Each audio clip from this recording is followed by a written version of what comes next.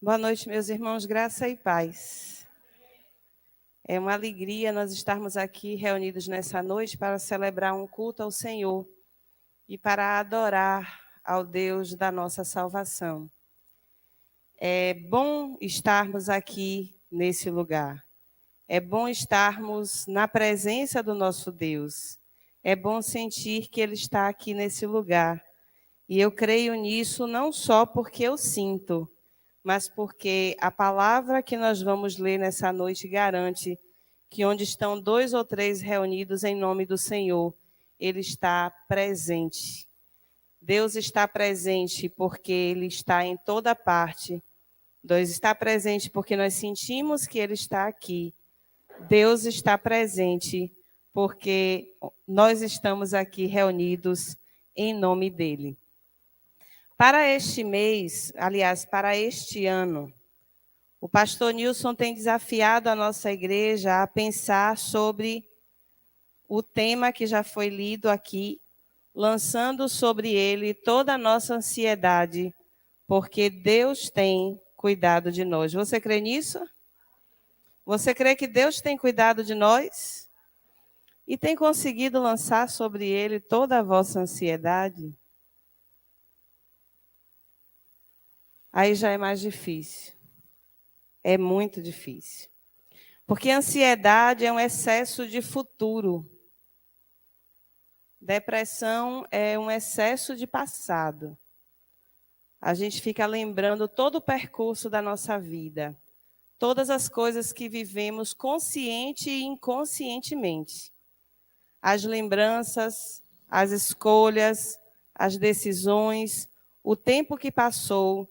E a gente assume enxergar a vida olhando pelo retrovisor. Ao invés de olhar a vida pelo para-brisa que está aberto diante de nós, nós escolhemos olhar a vida pelo retrovisor. E na maioria das vezes nós estamos ainda presos e acorrentados em algumas situações que aconteceram na nossa vida lá atrás. E aí o sofá que era para a gente sentar para tomar impulso, a gente senta e deita. E parece que a vida não segue, porque nós estamos o tempo inteiro olhando para trás. Isso é depressão. Mas ansiedade, que é outro fenômeno de ordem psicoemocional, ele nasce de um excesso de futuro, de pensar para frente, pensar adiante. E como a irmã Wanda leu aqui, que para tudo há um tempo, a coisa mais difícil é esperar esse tempo chegar. Ou o desafio, às vezes, é passar por um tempo de maturação, um tempo de construção, um tempo de elaboração na nossa vida. E quanto mais a gente olha para o nosso redor, menos esperança a gente tem de que amanhã vai ser melhor. Quanto mais nós estamos mergulhados nas circunstâncias desse momento, menor é a nossa capacidade de olhar para frente e de saber que tudo pode acontecer, inclusive nada. E por causa desse excesso de futuro, Dini, é que a gente sofre. Você disse aqui, eu passei 2 anos ensinando uma criança. E nesses 2 anos, nada lhe dizia que isso ia passar. E cada vez que chegava uma nova tarefinha, a gente se angustiava mais, porque dava conta de que não sabia o que fazer e não tinha perspectiva de que aquilo algum dia poderia terminar, acabar e voltar para alguma normalidade. Quando a pandemia começou, meu filho caçula estava no primeiro ano, no primeiro ciclo, o ciclo de alfabetização. Eu sou pró, mas eu não sou alfabetizadora. Eu não sei ensinar uma criança a decodificar. Eu sei até processos de letramento, mas eu não sei processos de alfabetização. E eu via a professora para morrer do lado da outra tela, e eu para morrer do lado da tela de cá. E o que me dava era uma angústia de que meu filho nunca ia aprender a ler e a escrever, no mesmo tempo que as minhas outras filhas aprenderam. E quando eu achava que tudo já estava ruim, ele foi para o segundo ano nas mesmas condições. E quando chegou no fim do ano, ele não lia BOTA sapato. E o que é que a gente faz com esse contexto que está ao nosso redor? Com essa falta de expectativa de que as coisas vão melhorar e confiar que tudo vai dar certo no final, mas se o final está demorando muito de chegar. Aí a palavra de Deus tem dito para nós, lançando sobre ele toda a vossa ansiedade, porque ele tem cuidado de vós. A escola era um problema meu, mas não era um problema de Wanda. Wanda não tinha filhos pequenos, mas Wanda tinha todas as preocupações, inquietações e dúvidas sobre o que estava acontecendo naquele momento. Cecília não estava preocupada nem se Benjamin ia aprender a ler, porque não era o tempo dele de passar por isso. Mas Cecília tinha todas as dúvidas, todas as incertezas e todas as inquietações que este tempo trouxe para ela. A Aline não tinha filho pequeno, tinha filho já grande. Não precisava ensinar eles a ler e escrever, mas guardava em seu coração todas as inquietações, todas as dúvidas, todas as incertezas desse tempo. E foi assim com o Tini, foi assim com o Falcão, foi assim com o Bebego, foi assim com o Lucas, foi assim com o Wesley, foi assim com Marinalva, foi assim com Telmara, com Yasmin, foi assim com Vanusa, com Nunes, com Flávia, foi assim com Nice, foi assim com Marta. E eu tenho certeza que foi assim também com essas pessoas que estão nos visitando nessa noite. Todos nós nos vimos num beco sem saída. E não há nada mais sufocante do que olhar para frente e não ver caminhos nem possibilidades. E é quando tudo está caótico que a Bíblia diz que o Espírito de Deus se move sobre a face das águas. É quando a terra está sem forma e vazia que o Espírito de Deus se move sobre a face das águas. É quando não há formato, quando não há caminho, quando não há plano, quando não há perspectiva de futuro. Irmão Antônio e Carlinhos, que estão ali também nos ajudando nessa noite. É nessa hora que o Espírito Santo de Deus se move sobre a face das águas. E eis que faço novas todas as coisas. E uma borboleta não precisa de um milagre, uma lagarta não precisa de um milagre para virar borboleta, você sabia? Ela precisa de um processo. Ela precisa de transformação, de passagem de um estado para outro. Entrar num casulo, ficar fechada, no escuro, sozinha. Mas quando ela sai de lá de dentro, finalmente, ela pode voar. E Deus está nos chamando nesses dias do ano de 2022, e eu estou com muita dificuldade de me localizar no tempo, porque parece que a minha vida parou em 20. Então, eu não consigo calcular, às vezes, se já passou um ano, se passou 2, se passou 3, se só passou 6 meses. E eu, até para datar o dia, eu estou com dificuldade, porque parece que a nossa vida parou. Mas nesses últimos 2 anos, Deus está nos chamando para lançar sobre Ele toda a nossa ansiedade, porque Ele tem cuidado de nós. Acredite, Deus tem cuidado de nós. E o que é o cuidado? Cuidar vem da palavra cogitar, e por incrível que pareça, cuidar vem da palavra pensar. E ganha novos contornos quando a gente pensa que cuidar é atender a necessidade do outro. Cuidar, às vezes, é proteger. Cuidar, às vezes, é dizer não. Cuidar, às vezes, é largar tudo o que você está fazendo e dar um abraço. Cuidar, às vezes, é você providenciar uma refeição quentinha. Cuidar, às vezes, é limpar a casa. Cuidar, às vezes, é arrumar a gaveta e arrumar o guarda-roupa. Cuidar, às vezes, é levar uma cesta básica, mas cuidar, às vezes, é ligar para a pessoa e gastar um tempo com ela. porque cuidar é tudo o que você pode fazer para proporcionar o bem-estar de outra pessoa. Mas eu gostaria de convidar você nessa noite a aprender sobre o cuidado de Deus através da vida de um homem de Deus chamado Eliseu. Isso está no livro de 2 Reis, e o pastor hoje pela manhã pregou em 2 Reis. E eu disse, fala a Deus, porque eu já tinha escolhido também esse texto. Deixe sua Bíblia aberta em 2 Reis, a partir do capítulo 2. E nós vamos pensar um pouco sobre o cuidado de Deus para a nossa vida, a partir da vida de um homem de Deus chamado Eliseu.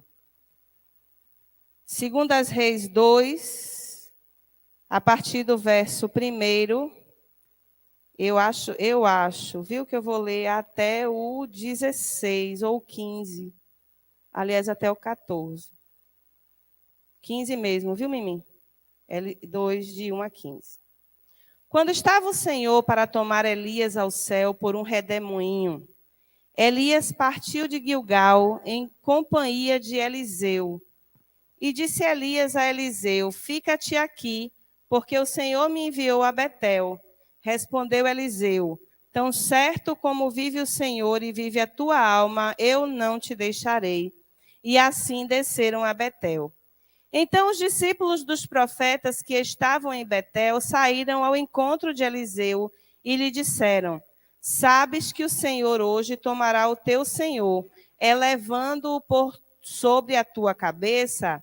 E respondeu ele, também eu o sei, calai-vos. Disse Elias a Eliseu, fica-te aqui, porque o Senhor me enviou a Jericó. Porém ele disse, tão certo como vive o Senhor, e vive a tua alma, eu não te deixarei. E assim foram a Jericó. Então os discípulos dos profetas que estavam em Jericó se chegaram a Eliseu e lhe disseram, sabes que o Senhor hoje tomará o teu senhor, elevando-o por sobre a tua cabeça? Respondeu ele, também eu o sei, calai-vos. Disse-lhe, pois, Elias, fica-te aqui, porque o Senhor me enviou ao Jordão. Mas ele disse, tão certo como vive o Senhor e vive a tua alma, eu não te deixarei. E assim ambos foram juntos. Foram 50 homens dos discípulos dos profetas e pararam a certa distância deles. Eles ambos pararam junto ao Jordão. Então Elias tomou o seu manto, enrolou-o e feriu as águas, as quais se dividiram para os dois lados e passaram ambos em seco. Havendo eles passado, Elias disse a Eliseu, pede-me o que quiseres que eu te faça, antes que seja tomado de ti. E disse a Eliseu, peço-te que me toque por herança, porção dobrada do teu espírito. Tornou-lhe Elias, dura coisa pediste. Todavia, se me vires quando for tomado de ti, assim se te fará. Porém, se não me vires, não se fará. Indo eles andando e falando, eis que um carro de fogo com cavalos de fogo os separou um do outro. E Elias subiu ao céu num redemoinho. O que vendo Eliseu clamou, meu pai, carros de Israel e seus cavaleiros, e nunca mais o viu. E tomando as suas vestes, rasgou-as em duas partes. Então levantou o manto que Elias lhe deixara cair, e voltando-se, pôs à borda do Jordão. Tomou o manto que Elias lhe deixara cair, feriu as águas e disse, onde está o Senhor, Deus de Elias? Quando feriu ele as águas, elas se dividiram para um e outro lado, e Eliseu passou. Vendo-o, pois, os discípulos dos profetas que estavam defronte em Jericó, disseram, o espírito de Elias repousa sobre Eliseu. Vieram-lhe ao encontro e se prostraram diante dele em terra. Senhor nosso Deus, nosso Pai, nós estamos, Senhor, diante da tua presença, diante da tua palavra, e nós cremos que a tua palavra é a verdade.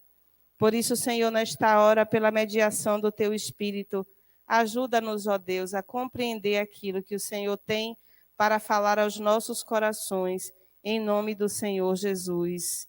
Amém. Essa história, ela está localizada há mais ou menos 400 anos depois da saída do Egito. O povo sai do Egito, atravessa o Jordão e atravessa o Mar Vermelho, e sobre a liderança de Moisés, eles chegam até a beira da terra prometida. Chegando na borda da terra prometida, então você tem o processo de conquista daquela terra pelos juízes. Durante esse período, os juízes governam a terra, e então nós passamos em Israel a um outro momento, o momento da monarquia, e é nesse momento que Deus novamente começa a se revelar com sinais, com prodígios e com maravilhas. Há 3 períodos na palavra de Deus em que Deus se revela aos homens através de prodígios, de sinais e de maravilhas. Primeiro, com Moisés e a saída do Egito. Depois, nesse tempo, no tempo de Elias e de Eliseu. E depois, nós só vamos ver isso com o advento de Jesus Cristo, que opera sinais e maravilhas no meio de nós. Nesse momento, Israel já é uma monarquia, só que tendo morrido Davi, eles começam a brigar entre si, porque os homens gostam de poder e o poder separa as pessoas. E é nesse intervalo de tempo que os reinos brigam e os reinos são divididos. E é exatamente quando começa o ministério de Eliseu. Eliseu era discípulo de Elias, e Elias é o profeta mais importante para o povo hebreu. E Eliseu andava com Elias o tempo inteiro. E a ele foi revelado que Elias seria levado naquele dia para a presença do Senhor. E acontece que todo lugar que Elias tentava ir, Eliseu dizia assim: mas eu não vou deixar você ir só. Se você for, eu vou com você. E depois Elias tentava ir para outro lugar e ele dizia: eu não vou te deixar ir só. Se você for, eu vou com você. E os discípulos, na casa dos profetas, os estudantes de profecia que estavam perto de Eliseu e de Elias diziam: Eliseu, você sabe que Elias vai morrer hoje, né? Ele diz: eu sei. Agora se aquiete. E outro perguntava: Eliseu, você sabe que Elias hoje vai nos deixar, né? E ele dizia: eu sei. E fique calado. Por muita insistência de Eliseu, Elias finalmente diz a ele assim: ó, hoje eu vou ser tomado da face da terra. E o que é que você quer que eu faça por você? Ele disse assim: eu quero te pedir uma coisa. Eu quero que sobre a minha vida haja a porção dobrada do seu espírito. Às vezes a gente lê que Eliseu estava pedindo a porção dobrada do Espírito de Deus, e não.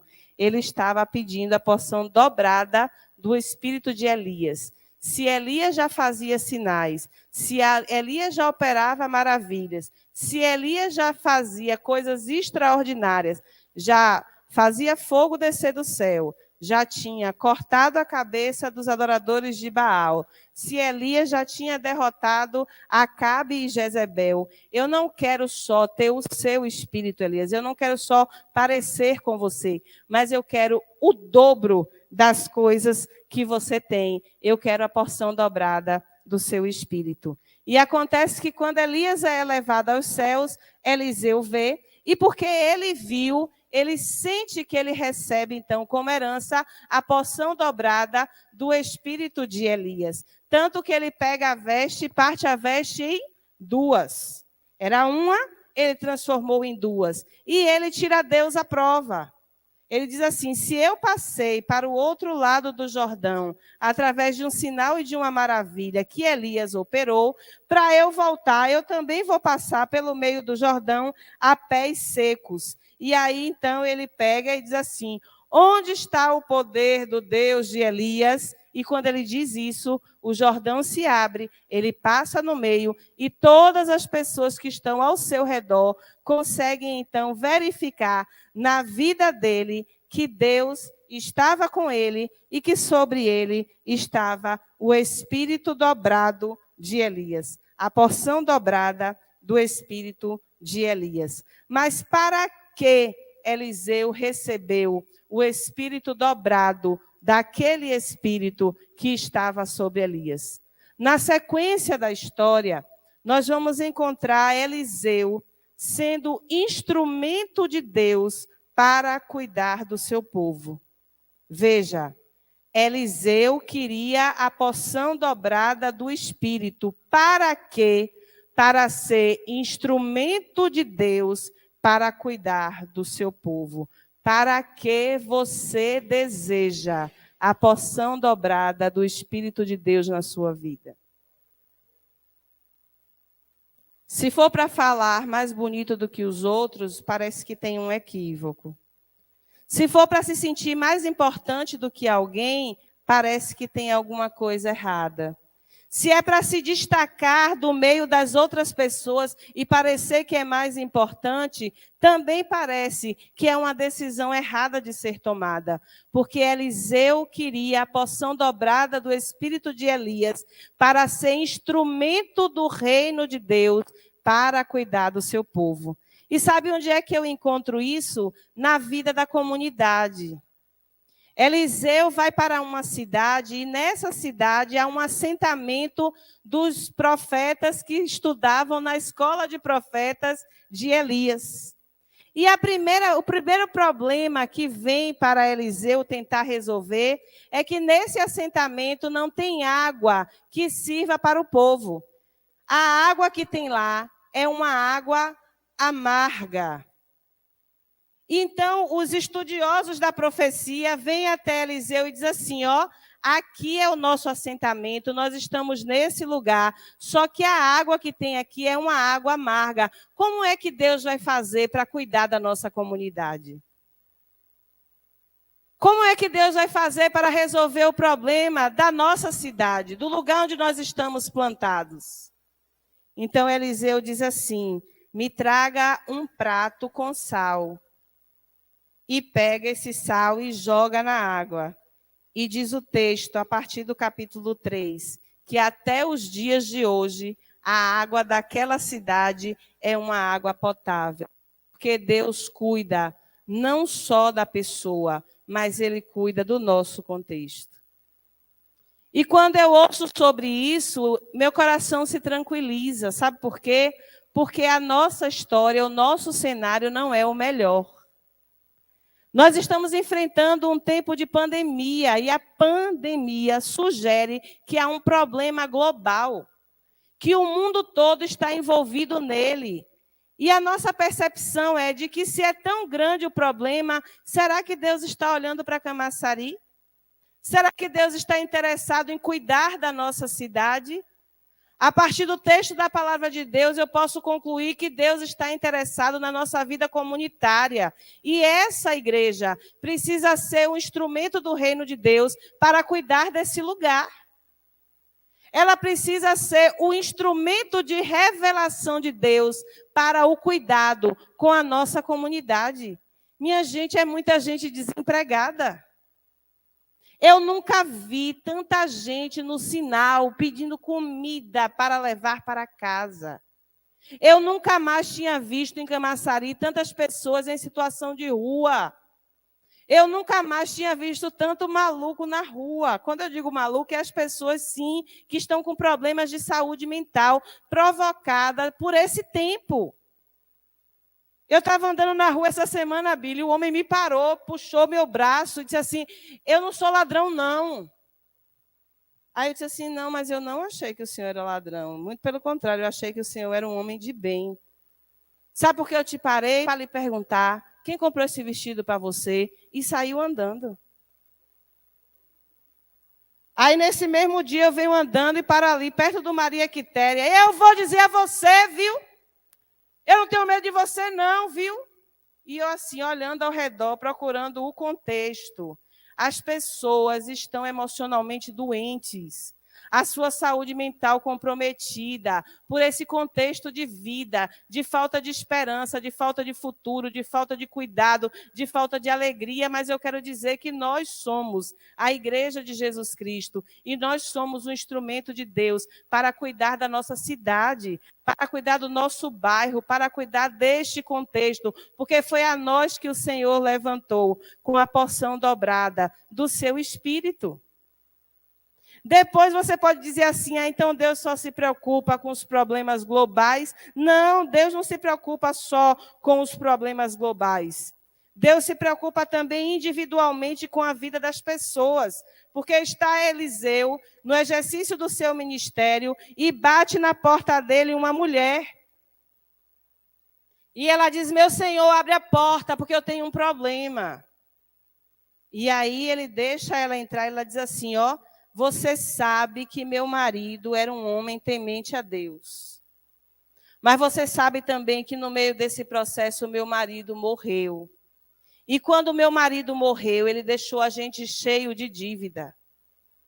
E agora o nosso credor está na nossa porta, batendo na nossa porta, e ele está dizendo que vai levar meus 2 filhos pequenos como escravos seus, para pagar a dívida. E eu me recuso a aceitar que uma coisa dessa vai acontecer comigo, porque eu ouvi dizer que Deus cuida de mim.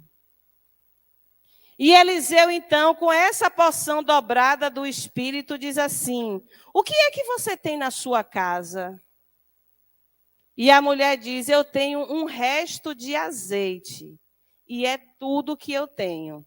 E ele diz assim, em nome desse Deus Altíssimo, entre na sua casa, feche a porta e mande seus filhos buscar vasilhas na vizinhança.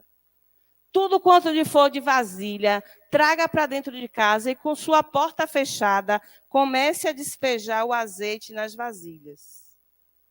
E quando você terminar de encher as vasilhas todas, você volta aqui, porque eu quero conversar com você de novo. E ela faz bem assim.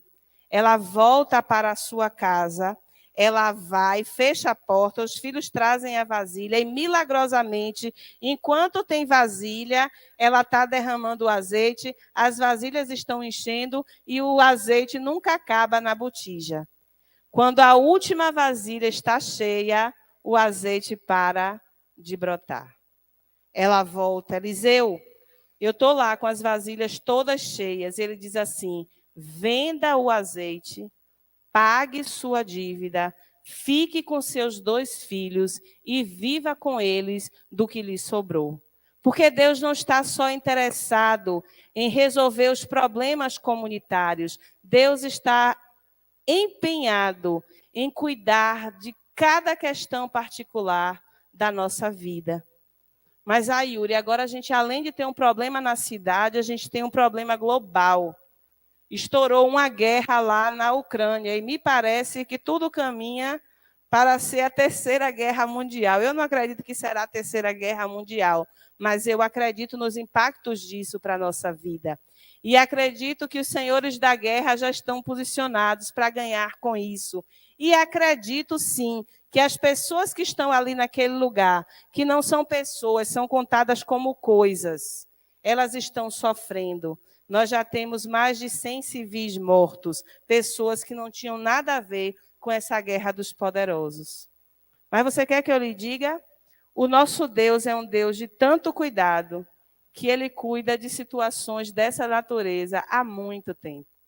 O próximo desafio que Eliseu vai enfrentar é uma guerra com os moabitas. E Israel era mais ou menos a Ucrânia. E os moabitas eram mais ou menos a Rússia aliada à China. Quais as possibilidades de Israel vencer uma guerra dessas proporções? Nenhuma. Mas o Espírito de Deus desce sobre Eliseu e diz assim, vá para o vale e cave cisternas. Cave muitas cisternas, cave um monte de buraco, porque esses buracos se encherão de água. Aí as pessoas dizem assim, sim, a gente vai cavar buraco o dia todo, deve ser para a gente se distrair e não pensar no problema que está chegando. E depois disso nós morreremos. E não.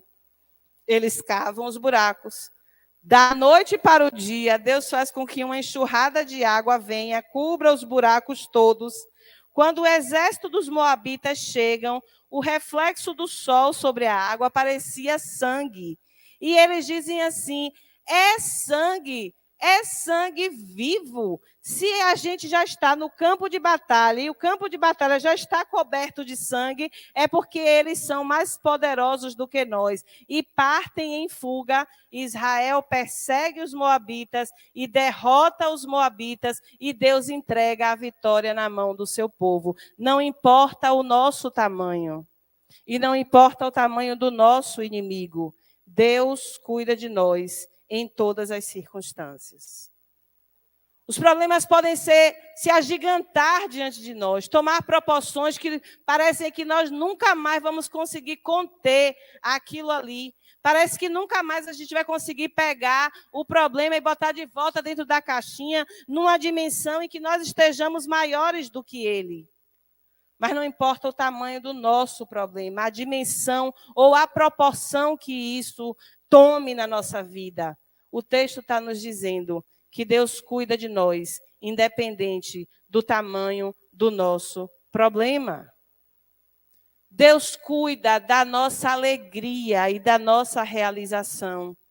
Porque o texto vai dizer que Eliseu todos os dias passava de uma cidade para outra e não tinha onde pousar. E acontece que uma mulher chamada mulher sunamita via o profeta passando de um lado para o outro.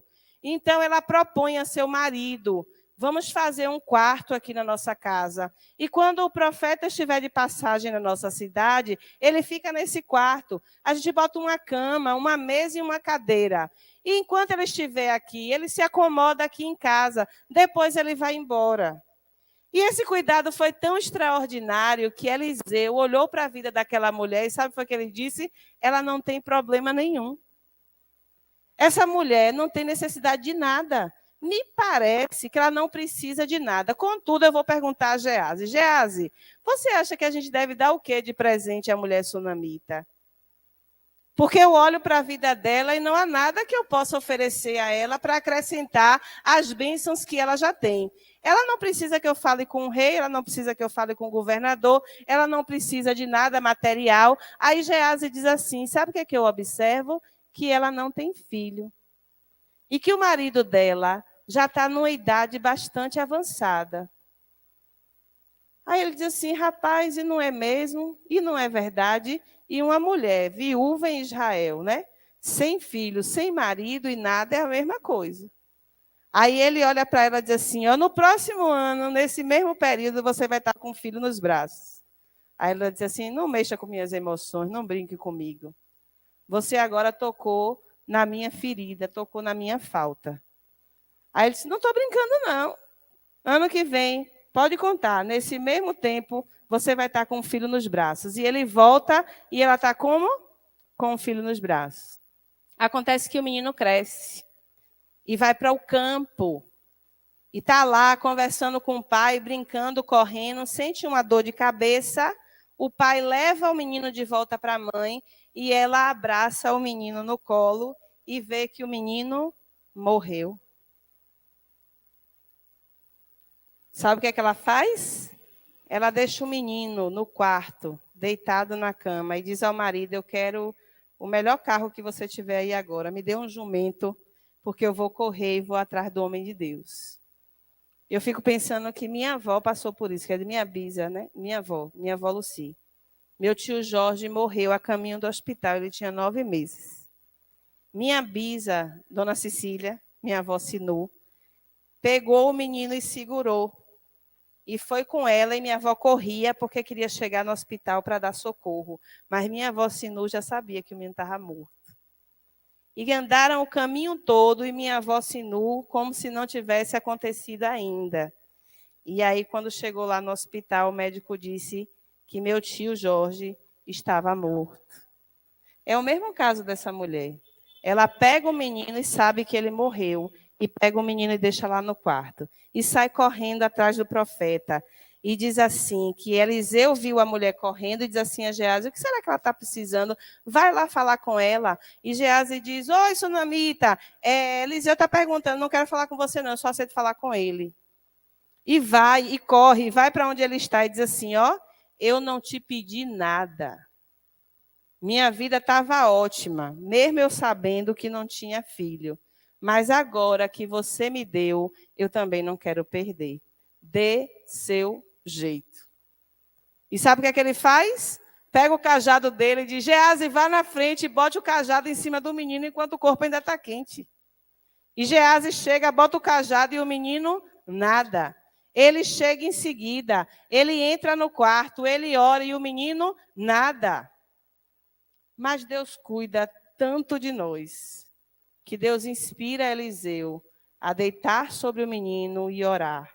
Por 3 vezes ele faz isso, e na terceira vez o menino volta à vida.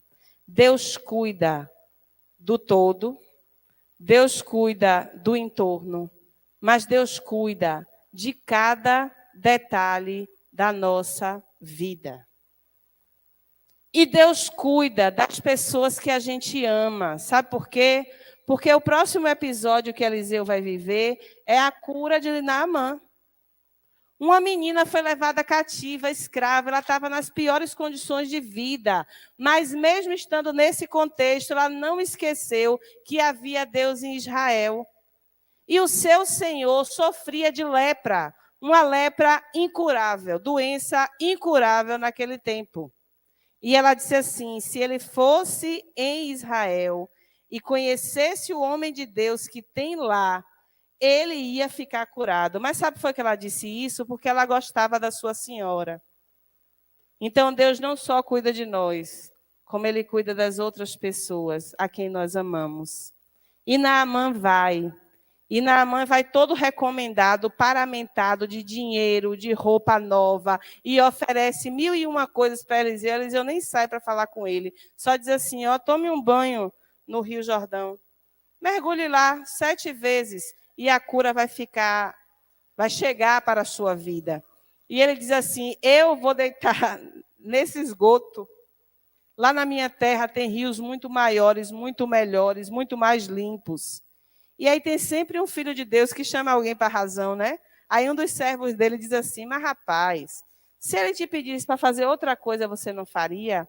Minha, dê 7 tibum aí nessa água e você vai ver que a coisa vai melhorar. E dite certo, ele mergulha 7 vezes. E quando ele levanta, ele está absolutamente curado.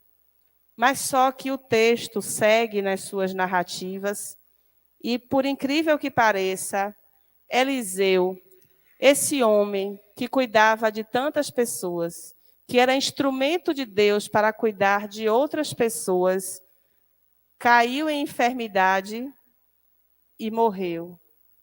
E o último milagre que Eliseu realiza, ele já está morto. Por quê? Porque depois de uma guerra, um soldado morre. E aí eles começam a abrir covas para enterrar esse soldado. Só que na hora que eles vão enterrar o soldado, um exército inimigo chega. E eles, com pressa de fazer o rito, jogam o corpo na cova de Eliseu. Sabe o que é que acontece com o homem? O homem ressuscita. E isso ficou martelando na minha cabeça por muito tempo. Porque Deus cuida de nós, Deus cuida da nossa comunidade, Deus cuida do nosso entorno, de movimentos globais.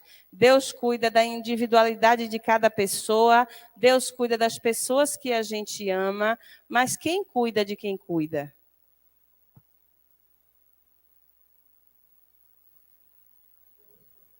Quem cuidou de Eliseu quando a enfermidade dele chegou? Quem estava com ele no seu leito de padecimento e morte? Quem estava com Eliseu o tempo inteiro? Quem cuida de quem cuida? Deus cuida de mim. E eu sou instrumento da vontade de Deus para cuidar da vida de outras pessoas. Nessa noite nós cantamos: Deus cuida de mim, à sombra das suas asas, eu amo a sua casa, porque Deus cuida de mim. E é nessa certeza que nós lançamos sobre ele a nossa ansiedade, sabendo que todas as circunstâncias continuarão ali ao nosso entorno, sabendo que as nossas dificuldades continuarão ali no mesmo lugar, sabendo que os desafios virão sobre nós todos os dias, mas eu não estou preocupada com quem eu ainda tenho que dar conta, ou para quem eu ainda tenho que devotar cuidados, porque quem cuida de quem cuida é Deus. Deus cuida de mim. Deus cuida de quem cuida. E o texto que eu acho que diz muito para nós nessa noite é aquele que está no livro de Jó, capítulo 42, verso 10, a primeira parte. Eu acho que eu vou chegar lá antes de você, Yasmin. A sorte de Jó foi mudada quando ele orava pelos seus amigos.